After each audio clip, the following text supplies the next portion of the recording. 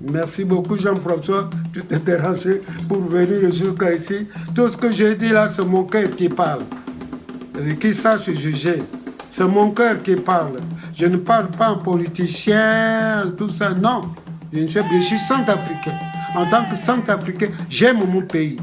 Et en tant que, si j'aime mon pays, je dois dire la vérité. Mais ce n'est pas pour critiquer, ni... Je reste centrafricain. On dit que l'oiseau ne refuse pas son pauvre nid.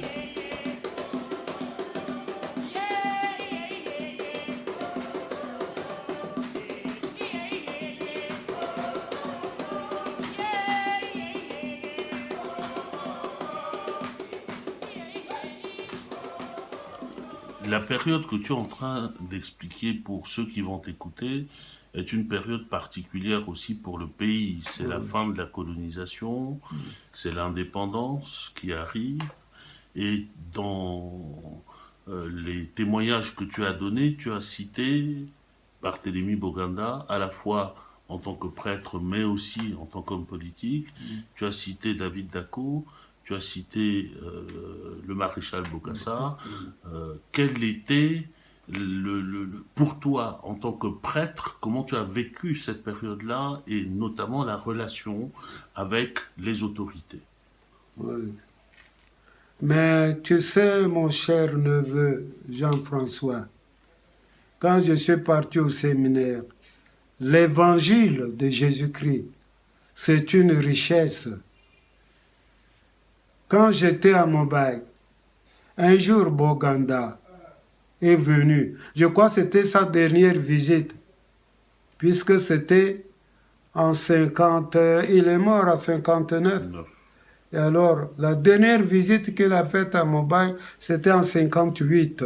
Il dormait chez Dominique Yessé, un instituteur qui habitait tout près de la paroisse. Il m'a dit, mon cher Joseph, tu sais, ma politique que je fais part de l'évangile. Tu ne vois pas? Ma devise, nourrir, habiller, instruire, soigner, loger, tout ça, c'est pas l'évangile qu'a dit Jésus. Quand les disciples ont voulu renvoyer la foule qui était venue le voir, Jésus leur a dit, donnez-leur vous-même à manger.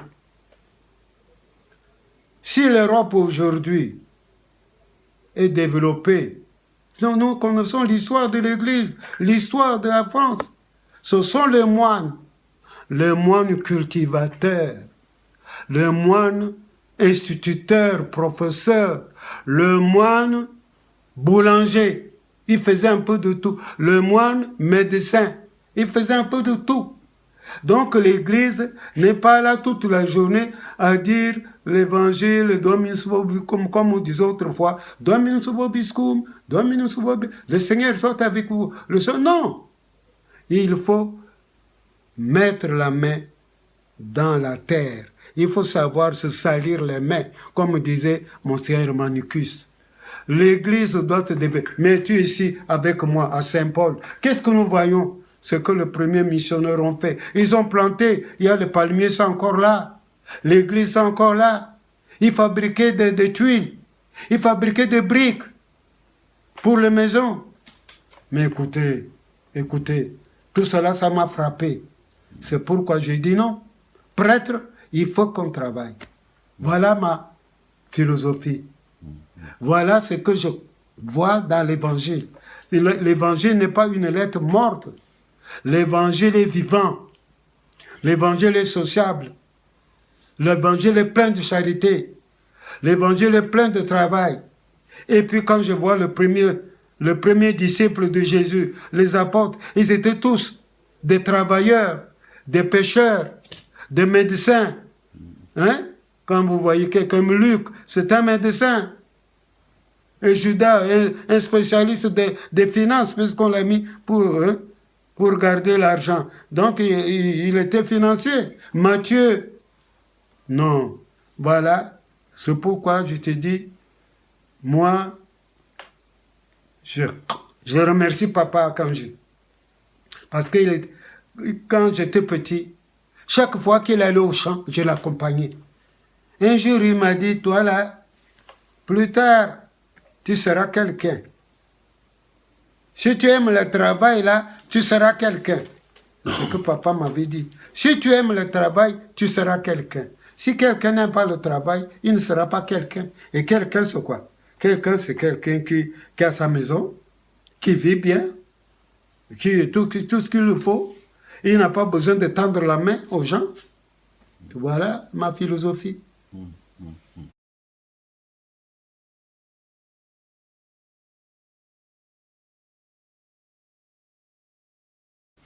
Mais je te parlais de la relation, enfin de la façon dont tu avais vécu l'indépendance, notamment, ou la fin de la colonisation et l'après.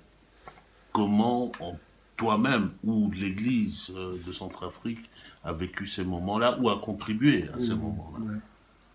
Oui, mais franchement, pour dire la vérité, il y a une très grande différence entre le moment que nous vivons et le temps passé.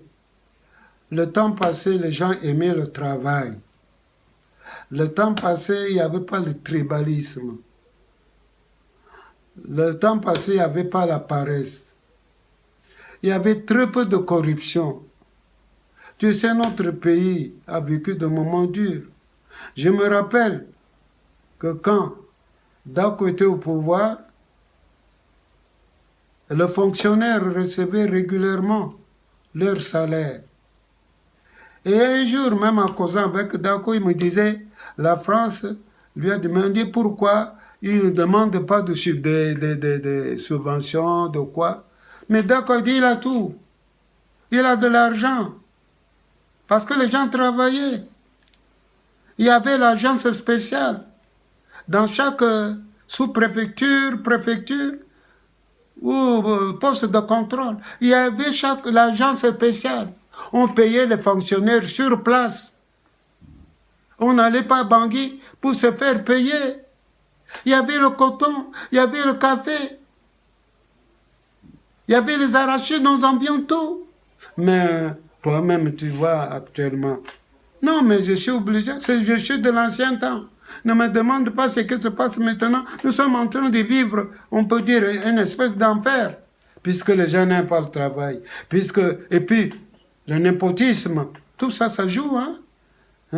Tout ça, ça ne peut pas favoriser le pays. Je me rappelle, au temps de Dako, il y avait même des étrangers qui étaient parmi les ministres. Oui, Dako avait accepté un ministre dans son gouvernement. Baguedi, c'était un Daomien, maintenant on dirait béninois. Il avait, mais parce qu'il a pris à cause de sa tête, de son intelligence. Non pas parce que, non. Mais ils avaient la place, il faut donner la place à ceux qui méritent cette place-là. S'il n'a pas la capacité, c'est pas la peine de le mettre là-bas. C'est ce que nous vivions autrefois. Alors, je vais poser une question qui est peut-être une question plus importante pour moi que pour toi, mais parce que quand on était petit, on l'a vécu de cette manière-là. Tu avais été arrêté pendant le régime de Bokassa. Quelles circonstances? Est-ce que tu veux en parler? Ah oui. Oui, tu sais, quand Bokassa était revenu et qu'on était en train de faire son jugement, beaucoup m'ont écrit de venir me plaindre de lui et de dire tout ce que Bokassa m'a fait. J'ai dit non. Je lui ai pardonné parce que c'était pas sa faute. C'était un écrit. On avait donné un certain nom parce que si on trouvait un papier sur la route, n'importe quel sale papier, il faisait que celui-ci fait la politique ou il veut faire coup d'État, on allait le chercher.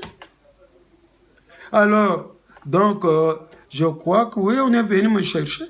Un 1er décembre 1977, je crois, oui. Comme ça, un matin, on est venu m'arrêter. Au moment où je me disposais à aller dire la messe, de 1er décembre, parce que le 1er décembre, c'était notre fête d'indépendance. Alors, quand ils sont arrivés, de très beaux matins, moi je croyais qu'ils partaient pour Bangassou. Pour Bangassou, et comme toujours, j'ai demandé à ton père de leur préparer le café, parce que je m'avais dit à la messe, fais-leur un peu de café avant qu'ils partent. Ils m'ont dit non, ils sont très pressés, c'est pas la peine de faire le café. J'ai dit, mais alors qu'est-ce qu'il y a, monsieur?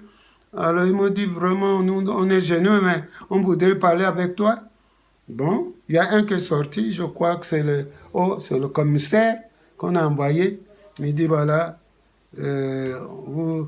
vous êtes en état d'arrestation. Nous venons de la part de Maréchal. Et bientôt, il va un peu. Alors, c'est lui qui nous envoie. J'ai dit, vous avez le mandat d'arrestation de procureur de la République? Ils étaient bien gênés. Je dis, ah, non, pardon, monsieur l'abbé. Vous savez bien, ce pays, c'est le maréchal lui-même qui nous envoie. Bon, j'ai dit, attendez quelques minutes. Alors, j'ai pris ma Bible, j'ai pris mon bréviaire, j'ai pris mon chapelet. Et puis, je me suis mis. On m'a mis dans la... C'était une carte bâchée. Hein, 404. Une 104 bâchée. Oui. 404 bâchés, oui. Alors, je suis là. C'était bâché. On ne me voyait pas. Alors, comme ils avaient acheté des sacs de manioc, on m'a mis sur le sac de manioc. Durant tout le voyage. Avec des soldats, avec les armées, à côté, à droite et à gauche, jusqu'à Bangui. Il arrivait quelquefois qu'il dormait. Je lui ai dit, mais vous dormez avec les armes, la chissa. Hein? Écoutez, ne dormez pas. Nous sommes arrivés à Bangui, on m'a mis au cachot. Alors, non, tu n'étais pas en Garagba, au palais. Il y a des cachots là-bas. Oui, au palais, il y a des cachots là-bas pour les récalcitrants. Bon, nous étions un peu... Une petite salle de, je crois, 5 mètres, ou 5, ou même pas, 4 mètres sur 4. Et nous étions presque 25 dedans. On s'étouffait. C'était terrible. Bon, finalement, ils ont fait des enquêtes. Et l'enquête s'est révélée très fausse. Nguye est innocent, c'est pas lui. C'est pas Nguye. Il n'a pas fait. C'était un nom, un son homonyme. Parce qu'il paraît que ce nom, c'était A. Nguye. Alors le président a cru que c'était Abe Nguye. Or, c'était Adjudant Nguye. Adjudant Nguye. Il y avait un Nguye à Boussangwa. Il était militaire. Il paraît, c'est ça. Hein? En tout cas, de toute façon, c'était Antoine Grotte qui m'a jugé et il m'a trouvé innocent. Antoine Grotte, il vit encore, il est là. De temps en temps, on se voit. On en parle entre nous aussi. Ouais. Mais finalement, j'étais innocenté. Et avant de partir, Dako m'a ramené à la mission jusqu'à Saint-Paul ici. Alors, Monseigneur a dit non, vous ne pouvez pas prendre le vieux comme ça. Nguye, c'est notre ancien. Vous l'avez mis en prison. On ne peut pas laisser partir comme ça.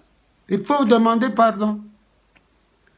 Ndanya a obligé le président de me demander pardon. Et il a fait un conseil de ministres. On m'a appelé. Et il m'a demandé pardon. Et je lui ai pardonné aussi. Parce que je lui ai dit aussi certaines vérités avant de partir. Et il s'occupait de mon voyage de retour. Voilà.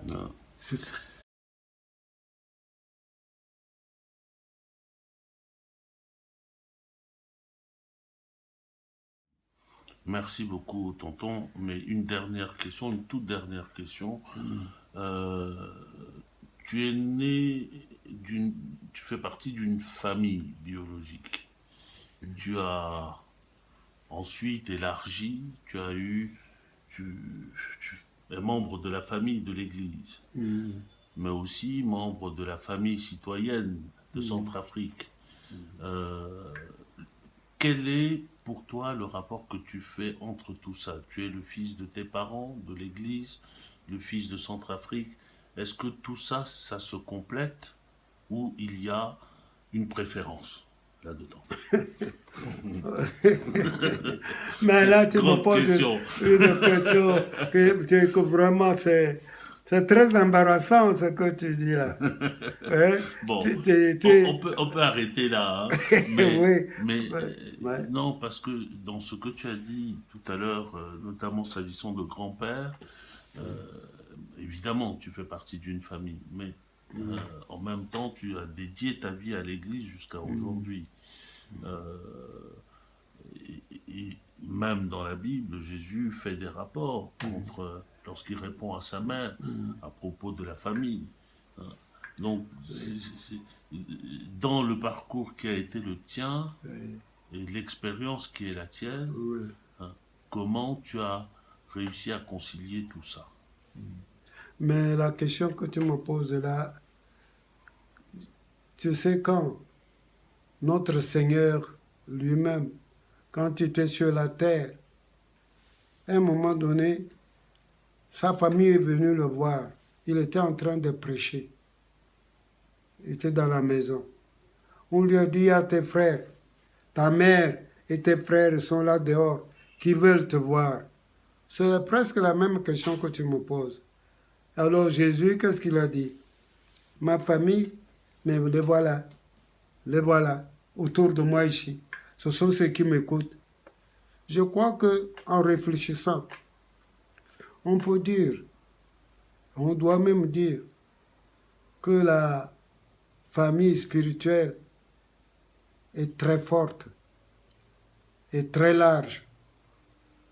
Tu vois toi-même que grâce aux contacts humains, grâce aux relations spirituelles, grâce aux relations chrétiennes, tout ce que j'ai fait à Combo, quand tu iras à Combo, tu trouves les ornements de l'église, les ornements sacerdotaux, tu trouves des vaisselles, je ne sais plus, des vaisselles, fourchettes, le quoi. Ça vient d'où? Ça ne vient pas de ma famille biologique, ni les chrétiens de Combo. Ça vient de l'Europe, et plus particulièrement de mes amis d'Italie. Ils m'ont gâté. Ce sont eux qui m'avaient donné le groupe électrogène qui était à Combo.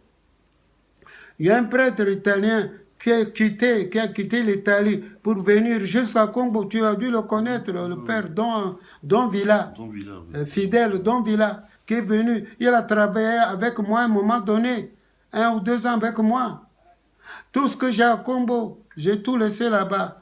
Ce sont les chrétiens et les chrétiennes d'Europe, de Belgique, et plus particulièrement d'Italie, et de France aussi, un peu, qui m'ont aidé à construire l'église là.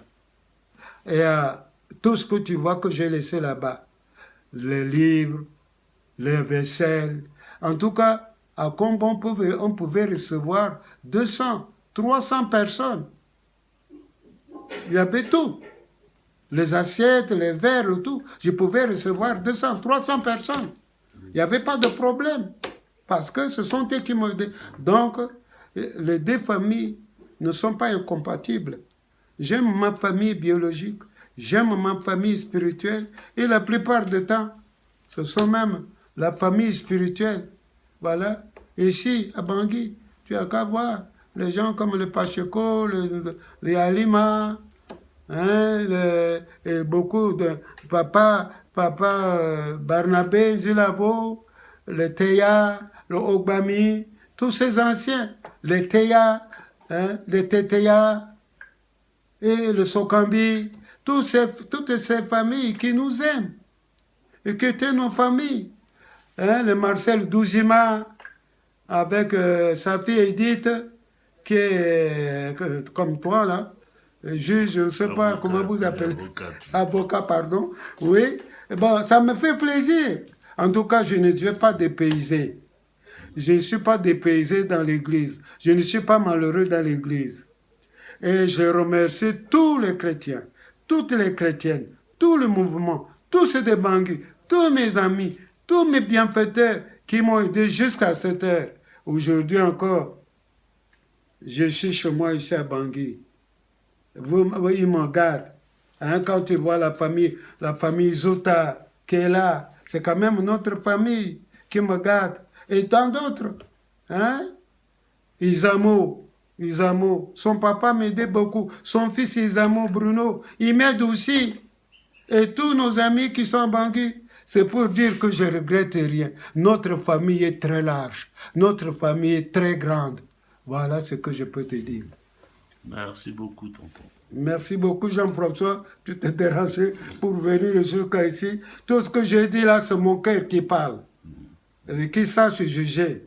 C'est mon cœur qui parle. Je ne parle pas en politicien, tout ça. Non. Je suis centrafricain. En tant que centrafricain, j'aime mon pays. Et en tant que, si j'aime mon pays, je dois dire la vérité. Mais ce n'est pas pour critiquer, ni... Je reste centrafricain. On dit que l'oiseau ne refuse pas son pauvre nid. Même si je vois d'autres choses intéressantes, quand j'arrive à Bangui, en Centrafrique, je suis chez moi et je suis content. Merci. Moi aussi.